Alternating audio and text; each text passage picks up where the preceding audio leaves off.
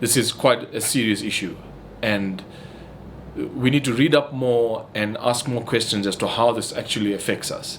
In a nutshell, how this will affect the common man is the increase in interest rates, increase in the price of services and goods. If you take, for example, a simple thing like your grocery bill, you can expect that to double, or your bond payments, expect that to double. Maybe not as extreme, but certainly that's the effect that it will have on us. Our luxury spend, or that portion of our budgets in terms of luxury spend, would be dramatically reduced, if not wiped out, because of paying regular debt.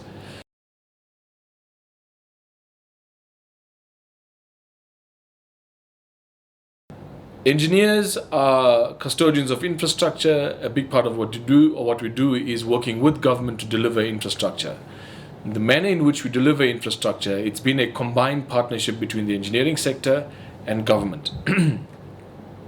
And the challenge has always been the lack of technical skills in the public sector, and associated with that was poor spending. The report that stated there was a 32 billion rand loss in the municipalities is an indication of the poor systems and structures that did not prevent wasteful expenditure. And we could attribute that challenge to the lack of technical skills that discouraged proper planning, effective spending, monitoring of spending, and ensuring that service delivery happens. Now, the role for engineers is to enter into the public sector and to see career paths in the public sector to help alleviate the challenge of wasteful expenditure. In general, we need to be money savvy nationwide, all the way from Jacob Zuma's office to the common household, including everything in between, like spend in the municipalities, to prevent scope creep, to prevent poor expenditure on infrastructure, service delivery.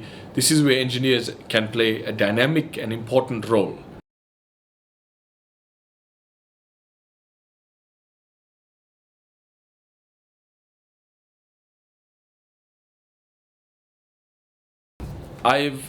One can deduce how Pravin Gordhan is doing or playing his role in trying to rescue the situation. And one could almost tangibly sense that he's calling the president to order. If you want me to help you to alleviate this challenge, you got to let me be in charge of this thing.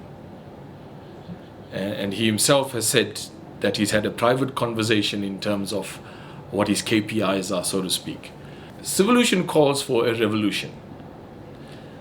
The engineers need to go on a revolution. We need to be vehemently opposed to corruption in our industry. We need to call the public sector to order. This time of being intellectually suave and sitting in the background, that's over. Because if this ship is sinking, we're all sinking with it. It's time that the engineers actually confront the public sector to say that these are the decisions that you're currently embarking on. It's going to take you nowhere. In fact, it's going to affect the economy negatively. We've got evidence of that. You need us back in, start making space for us to help with the challenges. And these are the offerings that we put on the table. And let's call a spade a spade. If you don't do this, the country is declining. Our infrastructure is declining. Social infrastructure is declining. Economic infrastructure is declining. If you don't do this, we're heading for a disaster. I think the engineers need to gather some courage and start doing more and putting out more of the infrastructure report card, partnering with the public sector and do this with a view to partner, to collaborate, and to go on this revolution, that intellectual revolution that we've been talking about, Civilution. So the current situation is a wonderful opportunity for Civilution to manifest itself, which is to take charge of the things that we know we're good at, which is infrastructure service delivery.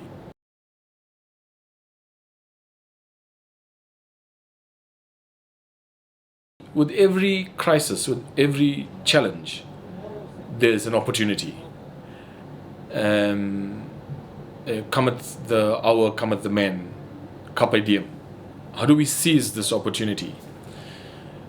The first point I want to make is that civil engineers and technicians and technologists need to appreciate who they are as individual professionals.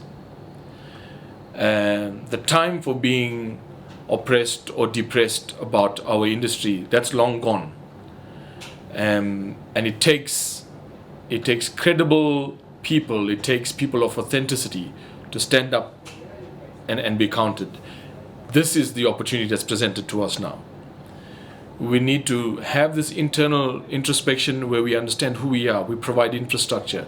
We partner with government. Because we exist, people have water, people have electricity. Our kids can go to school. We need to understand that that is our role in society.